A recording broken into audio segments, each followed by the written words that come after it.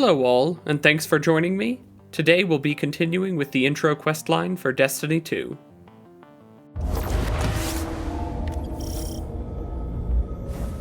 There's a weapon in that locker, probably an upgrade for you. Grab it and head to my location. Here we get our third weapon, a hand cannon.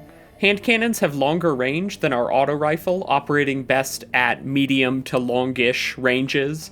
They also deal higher precision damage, or critical hit damage, than our auto rifle, so landing headshots will be more important.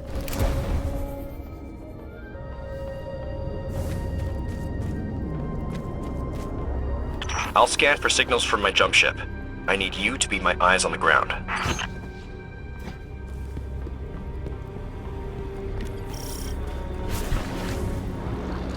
Something's causing interference. My scanner's shot. I might be doing this the old-fashioned way. Analyzing. I've got a source for the interference. Let's check it out. Up here, we get a better look at these large launch towers in the distance. These house ancient spaceships, now sitting rusting on their pads, which were preparing for launch just prior to the collapse of humanity's Golden Age civilization. I pull out my ghost here to take a look at what direction I'm heading in, indicated by that waypoint on the horizon. This is done with Tab on keyboard, or I believe Select on controller. Here, I also take my first look at Guardian ranks. These were added along with the Lightfall expansion, and they act as sort of a checklist to help guide players through the game, slowly progressing them into more and more difficult and complex activities. For most of you just starting out, these are going to simply indicate that you should continue on with the intro quest line, so that's what we're going to do for now. Get the fallen off that thing. Here, I perform a finisher move on this enemy. Finishers are instant kill moves that can be performed on certain enemies once they get to low enough health. Once these enemies reach roughly a quarter of their health bar remaining, you'll see a glowing yellow dot appear above their head. This marks the enemy as finishable. At this point, you can press either the right thumbstick on controller, or I believe the default binding is Q on keyboard. If you are within range, your character will rush forward and perform this kill animation on the enemy. Almost all enemies in the game can be finished, only certain boss-level enemies are immune to it. As I walk away from this defeated enemy, I hear a familiar sound effect. The enemy has dropped a legendary piece of equipment, and this gives a good excuse to talk about gear and the leveling process for your character. I'll give a caveat that this is a system that Bungie seems to be moving away from over time, but for now it's important to engage with. Each piece of gear that you can equip has a power level number associated with it. You can see this number for all of your equipment at the same time by holding down the designated Gear Stats button while on the character screen. The level number of all of your equipped gear is averaged together to get your character's total power level. This level determines many things, such as your overall health pool and outgoing damage output. Note that in this clip, my character also has a +9 bonus being applied to my total level. This is from the seasonal artifact, which is something we'll cover later on. For now, raising this level is one of the more important things you can be doing, and it's a gradual process. So I would recommend that each time you get a new piece of gear, especially a new piece of armor at a higher level, go ahead and equip that. Equipping this new piece of gear is enough to boost my power level by 1 point. Though, obviously, the damage done to my Guardian's fashion in this case is incalculable.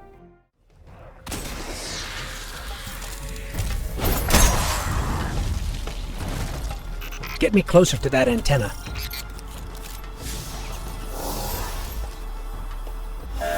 Stolen city tech has been spliced in here. That's scrambling your scans. Fallen can't resist tinkering with old scrap. They're certainly skilled at it. This will take a minute to fix.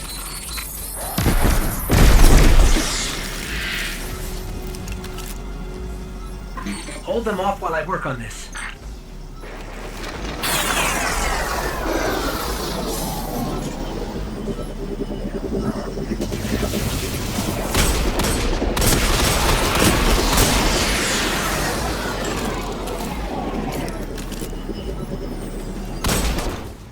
Hopefully this is something that none of you will run into, but I figure it's worth pointing out nonetheless. Here, I run into a bizarre issue with enemies having these regenerating health pools.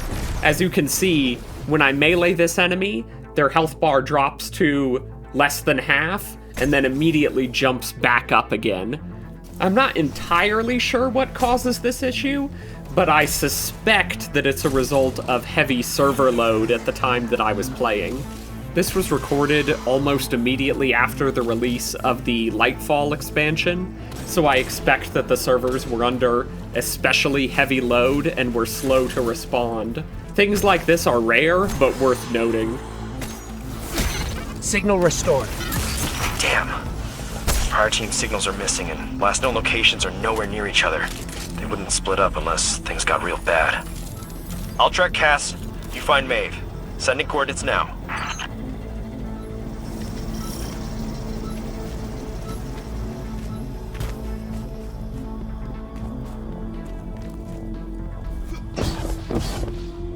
This pair of enemies provides a good demonstration of some of the AI behaviors that you can run into. These are relatively weak melee enemies, and so they have a tendency to evade unless they feel that they are close enough to get the drop on you or have sufficient numbers to overwhelm you. Myths say the Fallen once lived in the Traveler's Grace, but something happened. The Traveler left them, and that brought ruin to their civilization. They've come all this way chasing what they lost, hoping to get it back, or take it from us. To expand some on what our ghost is saying here, the Fallen are also known as the Elixni. Fallen is sort of a slang term for the group as a whole, and Elixni is the name of the species themselves. Long ago, the homeworld of the Elixni was also visited by the Traveler. Similar to humanity, the Traveler uplifted their civilization into a golden age that lasted for a long period of time. Also, similar to humanity, the Traveler was again pursued by its adversary. In the case of the Elixni, when this darkness arrived in the system, the Traveler fled, leaving them to almost complete destruction at the hands of its foe. For the Elixni, this event came to be known as the Whirlwind. The Whirlwind. When their Golden Age civilization was almost completely destroyed, leaving them to flee to other parts of the galaxy. This is also why humans refer to these as the Fallen, those who have fallen from grace and are now little more than pirates. Some of them seek to regain the Traveler's favor, while others seek revenge on it for abandoning them in the past. Some brief testing here seems to indicate that that earlier recharging health bar issue has resolved itself. Luckily, I don't think that I've run into this again.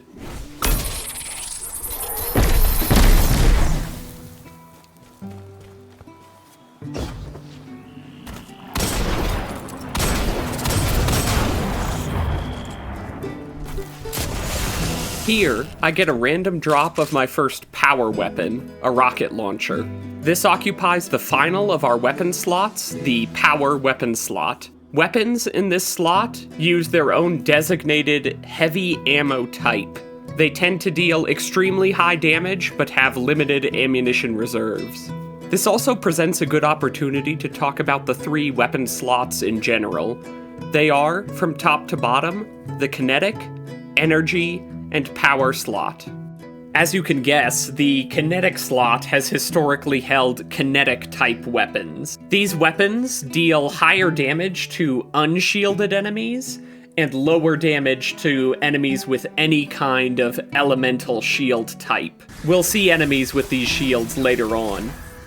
It is worth noting, though, that the naming of this slot has gotten a bit confusing at this point. Additional element types have been added into the game, darkness-based damage elements, and these will also occupy the kinetic slot, despite the name. You likely won't have received any of these weapon types for now, but I want you to be aware of them for when they do show up. The next slot, the energy slot, houses the 3 light-based energy weapon types. These are arc, solar, and void. These weapons specialize in dealing damage to the matching energy shields of various enemies.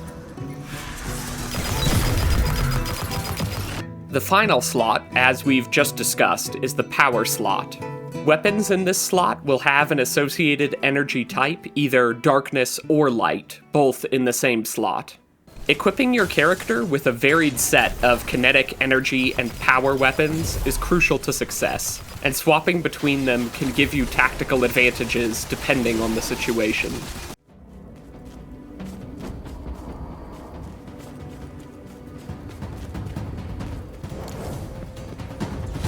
Looks like the Fallen want to keep us out. Or keep something in. There's worse than dregs in old Russia. Let's check out the control unit. This is locked down with adaptive encryption. We'll need access keys to bypass it. The Fallen salvagers might have some. I do some experimenting here with the Hunter's jump ability. Hunters have sort of a traditional double or even triple jump, being able to jump once off the ground and then repeatedly in the air. By performing these jumps in rapid succession without moving, you can get additional height.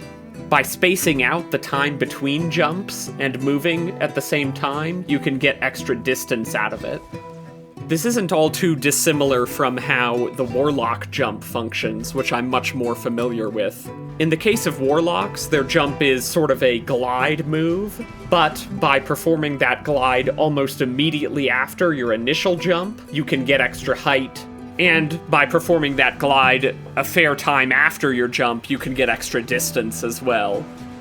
The Titan jump is sort of a boosting jetpack, providing extra thrust once you activate it in the air, but the principle is largely the same. That's one key. We need 2 more.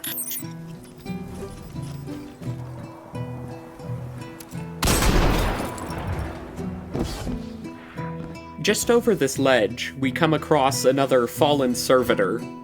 These spherical machine enemies can project an immunity shield that protects surrounding enemies from damage. As you can see, when I shoot this dreg, this immune text pops up in place of a damage number.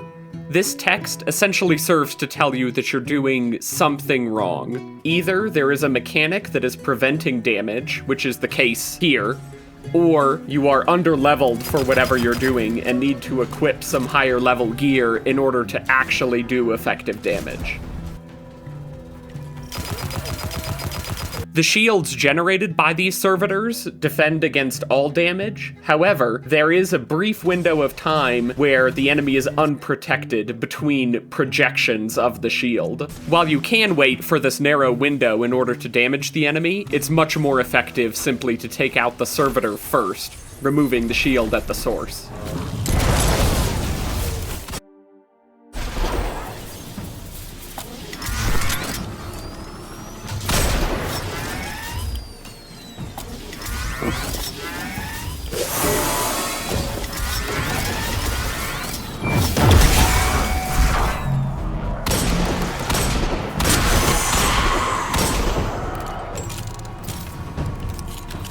That's all the keys we need.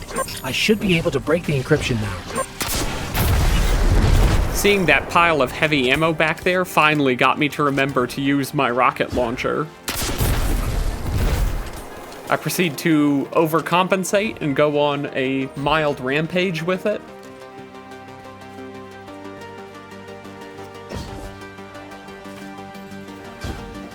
Look at him. He knows what's coming.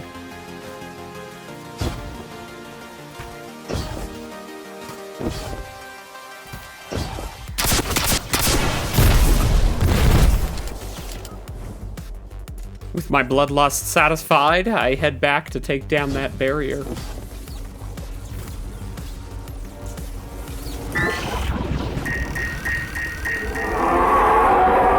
Shaw, you were right about this barrier. The Fallen were keeping the Hive at bay. The Maeve is in more trouble than I thought.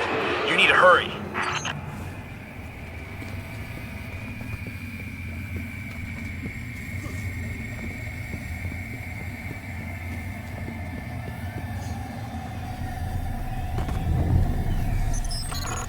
This is a powerful surge of arc energy. Whatever's causing it, even transmats won't get through right now.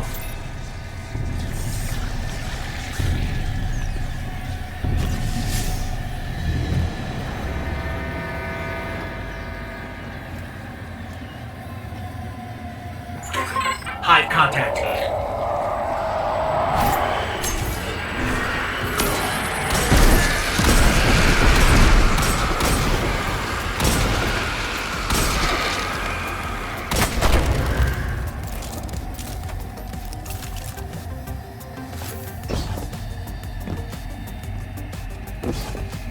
Darkness is suffocating my light. As I'm sure you can guess, this crossed ghost icon indicates that we can't respawn here.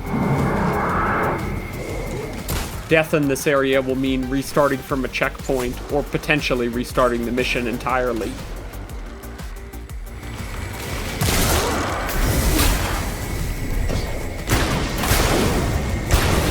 Maeve signal is just ahead. No.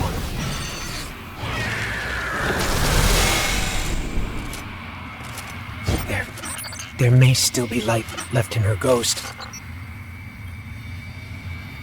Shaw, I'm sorry.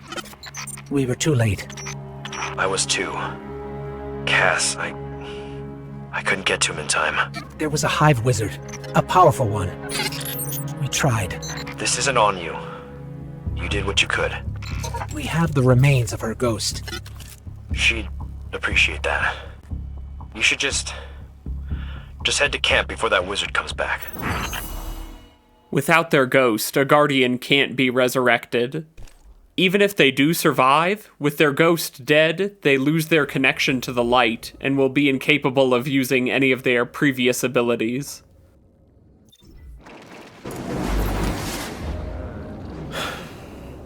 Even the light has limits.